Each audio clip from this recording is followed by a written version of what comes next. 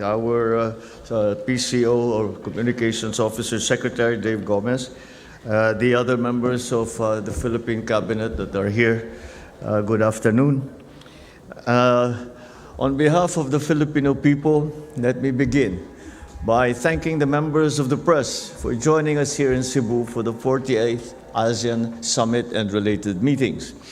Your work of translating the outcomes of ASEAN into stories that matter to families across Southeast Asia is not merely appreciated, it is indispensable. The Philippines, as chair, considers you partners in telling the ASEAN story. That partnership carries special weight at this moment. The global landscape has rarely been more complex or more consequential. In the past 2 months alone, rising oil prices driven up by the Middle East conflict have pushed up the cost of basic goods and placed ASEAN nationals in harm's way around the world. It is precisely against this backdrop that the 48th ASEAN Summit convened, and that ASEAN's unity and centrality matters most, especially in such times. Yesterday, the Philippines hosted a special summit of the Brunei, Indonesia, Malaysia, Philippines, East Asian Growth Area, or what we refer to as BIMP-IAGA. Leaders adopted the BIMP-IAGA Vision 2035, setting a 10-year agenda across connectivity, food, energy security, digital transformation, and sustainable development. We also discussed concrete fuel and food arrangements and initiatives to advance renewable energy across our sub-region. Today, ASEAN leaders convened here in Cebu for the summit proper. As chair, the Philippines advanced 3 urgent interrelated priorities. Number 1, regional energy security and resilience. Leaders agreed on the importance of stable and reliable energy supply chains, greater energy interconnectivity, and accelerated diversification towards renewable and alternative sources, aligned with our long-term climate commitments and designed to reduce dependence on volatile external markets. Now, 2 concrete steps stand out. First, we called for the expedited ratification of the ASEAN Framework Agreement on Petroleum Security, or APSA, which ensures mutual support amongst member states during supply shortages. Second, we pushed for the operationalization of the ASEAN power grid, connecting the electricity networks of all 11 member states to enable cross-border power trading, support renewable integration, and deliver more affordable electricity to nearly 700 million people. The next main subject that we tackled was food security. Rising energy prices, disrupted shipping routes, and soaring fertilizer costs are squeezing families across the region. Leaders agreed to keep essential goods moving, maintain open and predictable markets, and strengthen intra-ASEAN trade, and reinforce regional food security mechanisms. This means building more resilient supply chains, supporting agri-MSMEs and smallholder farmers, promoting climate-smart agriculture, and reinforcing ASEAN-led food reserve systems. We also called for the swift ratification of the upgraded ASEAN Trade in Goods Agreement, or ATIGA, which modernizes regional trade, eliminates non-tariff barriers, and builds on ATIGA's landmark achievement of making ASEAN virtually tariff-free, with around 99% of products already duty-free. Critically, its crisis provisions ensure that essential goods continue to flow during emergencies. And the third main topic was the safety of ASEAN nationals abroad. For the Philippines, this remains a deeply important priority. Millions of Filipinos live and work overseas in shipping, in healthcare, construction, and other sectors vulnerable to global disruptions. ASEAN agreed to work more closely together through faster coordination, accelerated information sharing, stronger cooperation with host governments, and timely support for those ASEAN nationals who may need urgent assistance, evacuation, and/or repatriation. Across all of these three priorities, ASEAN agreed that our response must remain people-centered. We also recognize the role of innovation. AI and digital tools can sharpen energy forecasting, food system monitoring, and special protection delivery, provided they remain anchored in human judgment, accountability, and in global standards. At the plenary session earlier today, we welcomed the support of the Asian Development Bank, President Masato Kanda, for ASEAN, including through programs in regional connectivity, capital markets, AI readiness, energy security, food security, the blue economy, social protection, and health. We look forward to enhancing our cooperation with ADB through its planned support for major ASEAN initiatives, such as the ASEAN Power Grid, ASEAN Capital Markets Initiative, AI readiness, blue economy, and resilient rivers.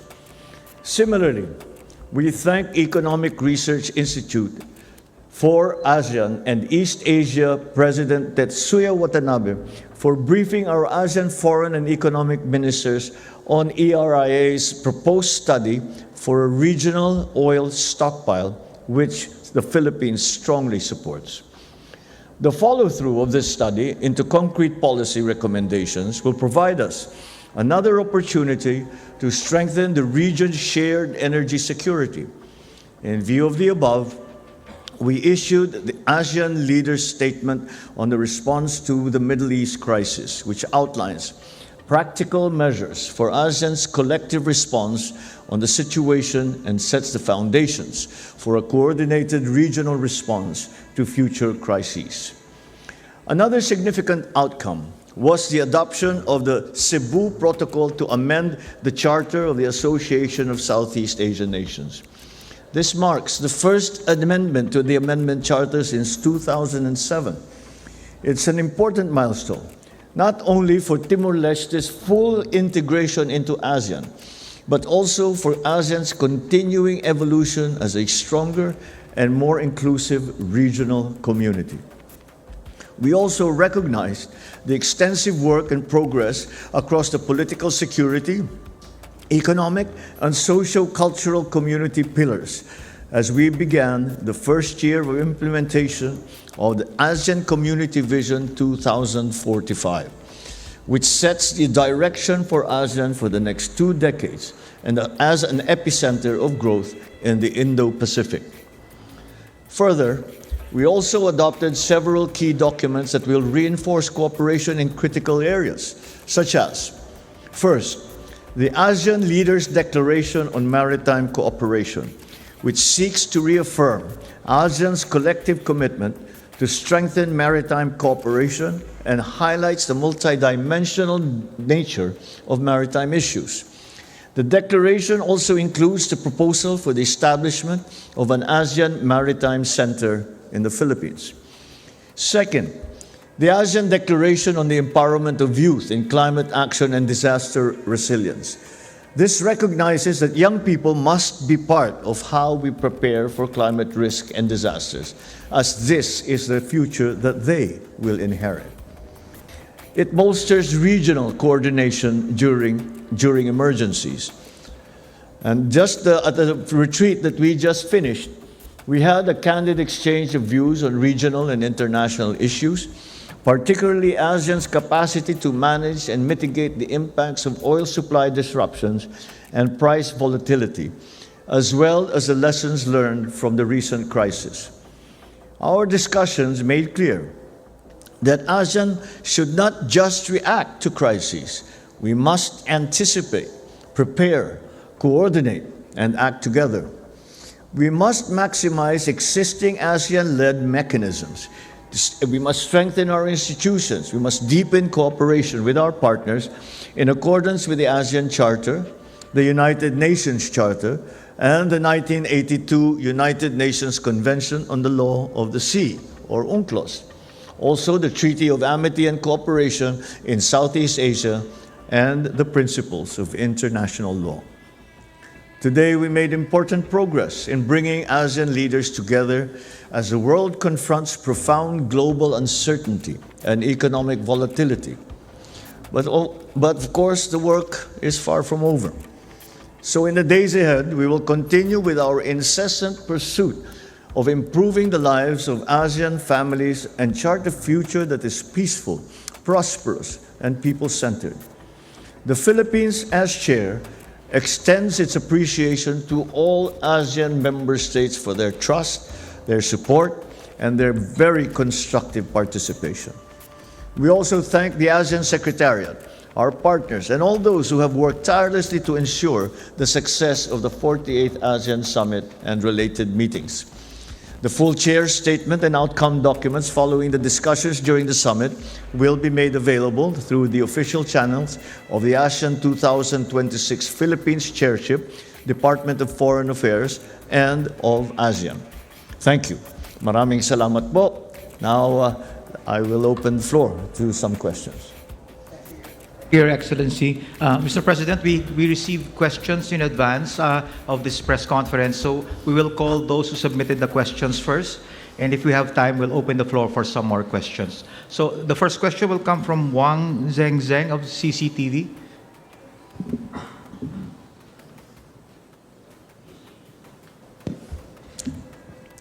Thank you, Secretary. Thank you, Mr. President. Huang Zhenzhen from China Central Television. My pleasure. My question is because ongoing energy crisis challenges as of now. So how do you see the ASEAN and China can cooperate to strengthen the renewable energy area, especially like the waste to energy area? Well, we have, that is certainly one of the main pillars of what we spoke about, and that not only did we talk about the supply of fuel, sharing the supply of fuel, or having a mechanism by which we share it. Secondly, having a reservoir that will be shared as well by ASEAN. On the first point, it is something that we already are doing. Because when the war started in the Middle East, immediately everyone was scrambling to try and make sure that we have sufficient energy supply. Of course, prices, we had very little, there's very little that we could do. But we already were in very close coordination with our ASEAN partners, and we were looking, we were discussing together where, how, what can we do to help one another. And it has been a very successful enterprise. And I think that the reason, at least I can speak for the Philippines, that we have, I would say, a good supply of the different types of fuel. We have diesel, of kerosene, of jet fuel, of gasoline. All of these things we have a reasonable supply, is because of the assistance and the cooperation of our partners in ASEAN, and of course in other countries as well. But of course, that is a short-term and immediate solution. The long-term solution is our continuing move away from fossil fuels, dependence on fossil fuels, and the development of alternative sources of renewable energy. And we talked about hydropower, wind power, solar power, even nuclear power was one of the solutions that's being spoken about. So ADB, to their credit, has been very supportive of that effort, and they have actually earmarked some funds specifically for the development of renewable energy. And it is something that certainly at least the Philippines will, and ASEAN, and I'm sure the rest of the ASEAN nations will be availing of. So yes, a very, very important part of our discussions. Thank you, Mr. President. The next question is from Yang Fang Zhu of Phoenix TV. Good afternoon, Mr. President. Good afternoon. This is in relation to the ASEAN Maritime Center. At the time when the South China Sea remains a fairly sensitive issue, how do you see this initiative, further reinforcing ASEAN centrality while at the same time promoting trust, dialogue, and constructive engagement with China? Well, I suppose as the situation in the South China Sea becomes more, shall we say, unreadable, this becomes more important. That there is there will be a central repository for maritime issues and maritime policy that will apply to ASEAN members. What we are looking for, or as we all know, a large percentage of world trade goes through the South China Sea. And as has been demonstrated by the closure of the Strait of Hormuz, the Strait of Hormuz is 20% of the entire oil supply of the world, and we are all very aware of the effects of that. But if such a thing would happen in the South China Sea, the inevitable consequences would be alarming just to even think about. And so that is the point of that maritime center. And so that, and then of course there's the attendant issues of assistance, of making sure that our waters are safe, that our territories are well respected, and that UNCLOS is the single most important guide and principle that we adhere to. And that is the function, as we see it, that the Maritime Center will perform. And I'm very optimistic that it will in fact be established. And the discussions that we had were progressed very, very quickly. There was a very wide consensus amongst members that of the things that need to be done and how we need to do it. So since we proposed the idea, we are offering the Philippines to be the home of that center. Thank you, sir. Thank you. Thank you, Mr. President. The next question from Jonah Gilagon of Asahi Shimbun. Good afternoon, sir. Oh, good So, afternoon. I have a series of questions about Myanmar. The foreign ministers are set to hold a virtual meeting with their Myanmar counterpart. Was it the leaders who gave this instruction to the foreign ministers? Do the leaders also agree that meeting the Myanmar foreign minister is an appropriate or a necessary step to take at this time? Could you explain, the rationale behind it? Additionally, is this virtual meeting with Myanmar a step toward the normalization of the status of Myanmar in ASEAN? And is it a recognition of the new government of Myanmar? Last one, what are ASEAN's thoughts on the results of the Myanmar general election, and whether it will recognize the newly formed government? Thank you. Well, there is no need to further recognize Myanmar. The government of Myanmar has been recognized, and that's why Myanmar is a member state. And however, because of the situation in Myanmar, where there is a humanitarian disaster that's going on, there's continued fighting going on. There is what is a low-level civil war still going on. Then that is why the ASEAN proposed the 5 points of consensus. And these essentially are that we have peace, that there's representation, the things that are necessary for a democratic state to function. And this 5 points of consensus was agreed upon by Myanmar. But unfortunately, we have not seen the actual implementation, or despite the adoption of the 5 points of consensus, we have not seen any progress in Myanmar. And it's interesting that you should ask that, because I just came, before coming here, we just had the retreat, wherein the leaders of the member states sit down and have a closed-door session. And one of the big subjects that was taken up was Myanmar. And I believe that it is many of the members air their frustration about the lack of progress in the process of normalizing the situation in Myanmar and trying to find a way forward, trying to find some kind of agreement amongst the member states. We all agree that we would like to see more progress. We all agree that we all should try very hard to find ways to shift what has become moribund process right now. It is not moving. And certainly, although we will not abandon any of the main principles by which by which ASEAN operates, such as the respect for human rights, the rule of law, and in the specific case of Myanmar, on the 5 points, there was the beginnings amongst in that discussion.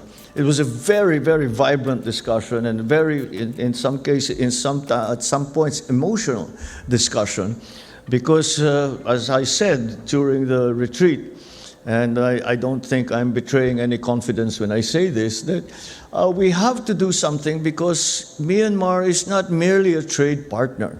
Myanmar is not merely a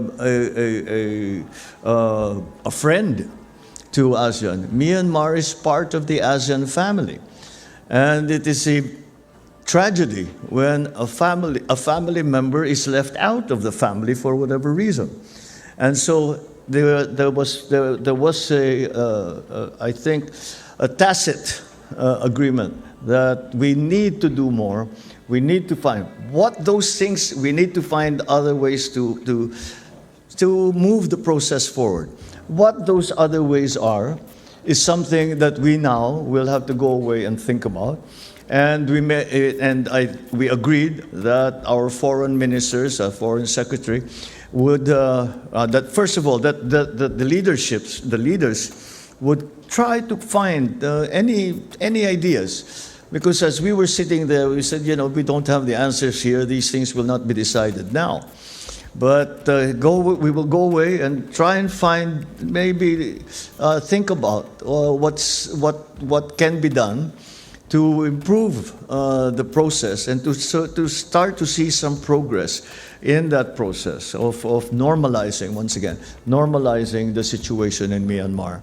So it's still a thorny problem for which we cannot say that there are obvious solutions. But there has been a nano shift, perhaps, in the approach to the situation in Myanmar. There are no definitive answers as yet, but we are certainly going to work on it very, very hard. Thank you, Mr. President. The next question from Chad Williams, Agence France Presse. Chad? There you are. You basically pretty thoroughly answered my questions just now, Mr. President. It's pretty clear there's a divide, though, and I'm wondering what the main role the Philippines as chair can play in bridging the divide, these different opinions about how best to eventually reintegrate Myanmar. I know Thailand is pushing hard for it. They've got border issues and any other number of reasons to do so. Malaysia just yesterday said that Myanmar has not done nearly enough to earn high-level talks. So yeah, I'm just wondering what you think, especially from the Myanmar perspective, what's the baseline concession they need to be offering to get the ball rolling? Well, I suppose in a way we have asked that question of ourselves, and that was I think the nub of the discussion that we had today. And that question is not that we certainly do not believe that we have not done enough, but the question was different. The question was, what more can we do? And that's how the discussion was directed. And what more can we do? Because it's not moving forward. And ASEAN has taken a position, and I think it is a correct one. And we still hope that that position will be consistent to whatever agreements we come to with Myanmar. And so it's become very, very important that there certainly is some frustration within the member states that we have to find not necessarily a better way. I'm not talking about some paradigm shift where we abandon our own our principles that we have lived by. When it comes to this, we don't abandon ASEAN centrality. We do not abandon the respect for human rights. We do not abandon the humanitarian disaster, the concern for humanitarian disaster. But we can't. It is certainly frustrating for the member states that the process has not moved, or if it has moved very little, certainly not as much as we had hoped it would have by this time. So again, as my answer was to the previous question, we have all decided, because ASEAN had a very clear position, and which I'm sure you're familiar with, and we have stayed with that position. Now maybe it's time to what we were talking about was not talking about changing our position or changing the things that we are aspiring to achieve, but perhaps seeing this methodology could be better or could be fine-tuned further. And one of the arguments that was made is that the world has turned. How many times since we started this discussion, since we started having to deal with this situation? And perhaps the context has changed a little bit. And maybe we should take that into account. That's not necessarily the case, but this is the discussion that we had. Thank you, Mr. President. A couple of questions from the Malacanang Press Corps. The first one from Maricar Sarkan, Brigada.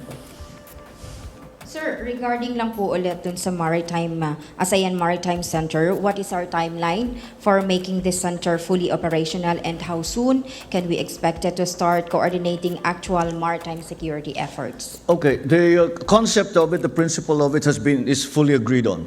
We don't know, we actually I did not hear any arguments against it.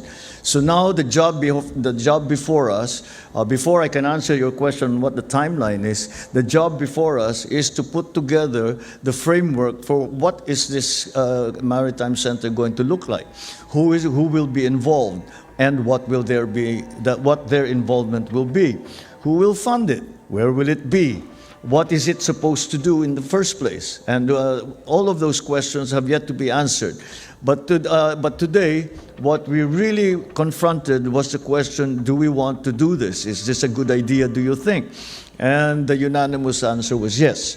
So, again, this is a new concept, and that's why we still have to put the structure in place, the framework in place. We have to put the mission in place. Although that perhaps is something that we already have a fairly good idea about, but we have to get it written down in black and white. And again, how the Maritime Center is going to be structured so that we are able to do the things that we hope for it to do, which is maintain safety in the South China Sea, maintain the freedom of navigation in South China Sea, maintain order in the South China Sea. We have monitor the ships, which one is going where there's illegal fishing, for example, where they're using sea routes for smuggling, for human trafficking, all of those things put together. So it's going to be a big job because that's the traffic, the vessel traffic in the South China Sea is immense, and how to regulate that, how to monitor that is something that we are going to have to decide what to do. all the maritime countries around the South China Sea already do that, but they do that individually. The idea of the Maritime Center is to make a cohesive organization that will put together all the efforts of all the different countries, ASEAN, and even other countries outside of ASEAN, who have an interest, who are stakeholders, put it together so that we are working together with one another, helping each other, and hopefully achieve some kind of, we are able to put together all our efforts so that there are no gaps in what we are trying to do, there is no duplication of work, and again, we maintain the peace in the South China Sea.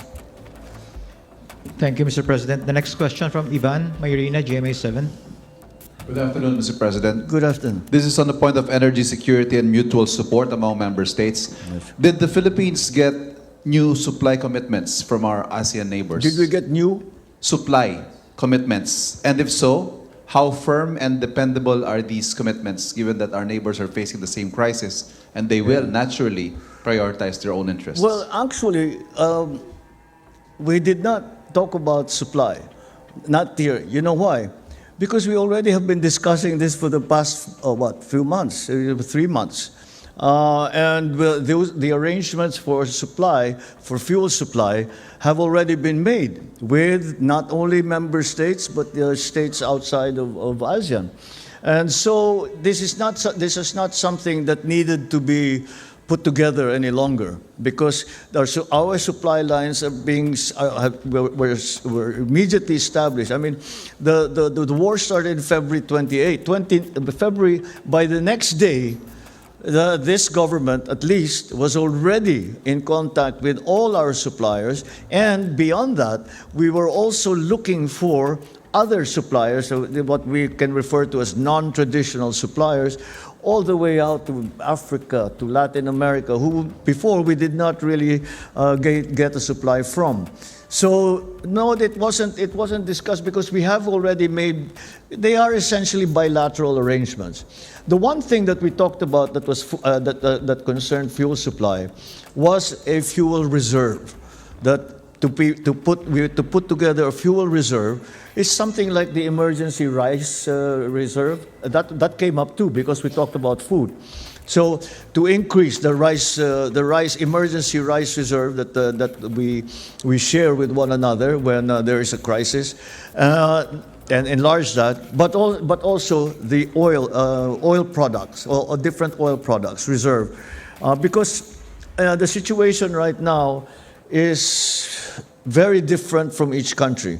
Some countries have a surplus of a certain kind of fuel.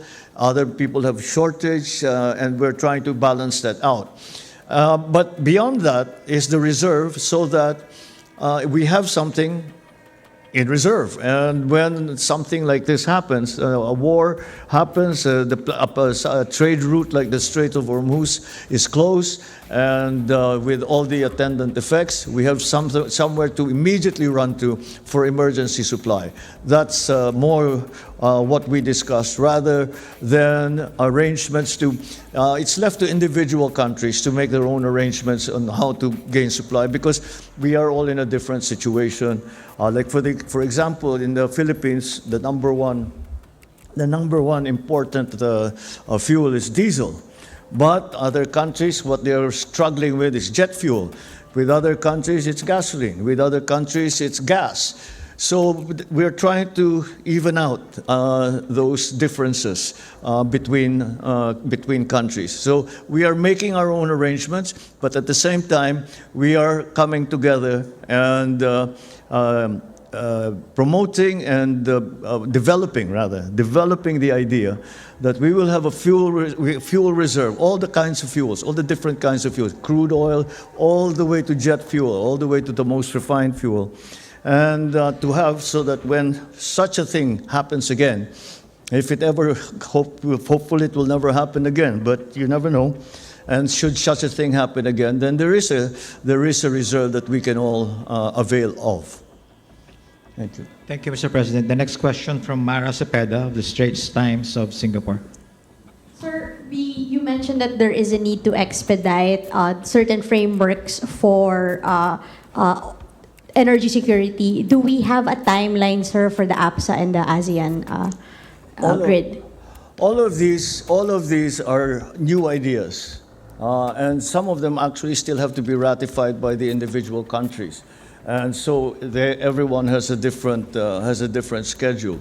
But the understanding of everybody is that it is all ASAP. Everything is as soon as possible, and I think again, this is one of the issues that nobody disagreed on. Is that we needed it last month. Forget about next month, 6 months, a year from now. We needed it yesterday, if not sooner, sort of thing. So that's the way we are approaching the problem. Mr. President, I understand that, but isn't it rather frustrating, or were there leaders during the summit that expressed frustration that these mechanisms do exist, but we cannot activate them at the moment when the region needs it most? Is there any way that you could trigger these mechanisms much faster so that we could meet the goals set by the summit? Look, we're open to suggestion. If you have a suggestion to make it faster, please tell us, because we are trying to examine everything we can do to make it, as I said, immediate. Thank you, Mr. President. Thank you, Mara. The next question from Michael Flores of Reuters. So, sir, good afternoon, Mr. President. Good afternoon. Just to clarify, everyone agrees that there is an urgent need to address the fuel supply problems given the Middle East crisis, but the leaders have not yet agreed as to how to operationalize. No, we have agreed. Oh well, the mechanics of it, the idea, the principle of it was immediately unanimously agreed upon. But it's how do we do it? Let's talk about this fuel reserve. Is it going to be in one single place? Is it going to be scattered through the whole of ASEAN? There's like the Maritime Center. Where are we going to put it? What is it supposed to do? The reserve, for example, how do we share this? Even when we were talking about, we also talked about the ASEAN Common Grid, which is an idea that we have been developing for several years now, and that is to connect up power grids. I just had a meeting with Lao PDR, and they are already producing electricity that they export. They export to their neighbors, and this is the idea. But how is that sharing? Who gets what? How do you pay for it? Do you pay for it? What is it, an exchange? Do you do credit? We haven't done it before, except at a fairly small level, low level. So that we have to put together, an algorithm, if you want, that will decide that the ones who is most in need, how will they get it, and what do we do about the others who are also in need? Who comes first? Those are the questions that still need to be decided. But again, I'm very optimistic because these are we're talking about very smart people, and and more importantly than that, they are committed to making this succeed, because everyone is suffering and everyone wants to get out of this situation. So that's why I'm very optimistic that we will not be wasting time with bureaucratic nonsense. We will not be arguing politics because this, that, or the other thing. We will be really working very hard to getting it done as quickly as possible in the best possible way. Just a very quick follow-up, Mr. President, if I may, Secretary. So how soon? I think because based on your answer, the mechanics are in place, but you cannot agree on the details on how to operationalize the fuel sharing agreement. So are the leaders not concerned that by the time you come to a consensus, the fuel supply has become much worse for the region? Our energy ministers haven't yet met. So it's impossible to say they haven't met. Therefore, they haven't laid out a timetable. But rest assured, the minute we have it, we will inform you. Thank you, Mr. President. The next question from Yige Guo of Xinhua News Manila Bureau. Please.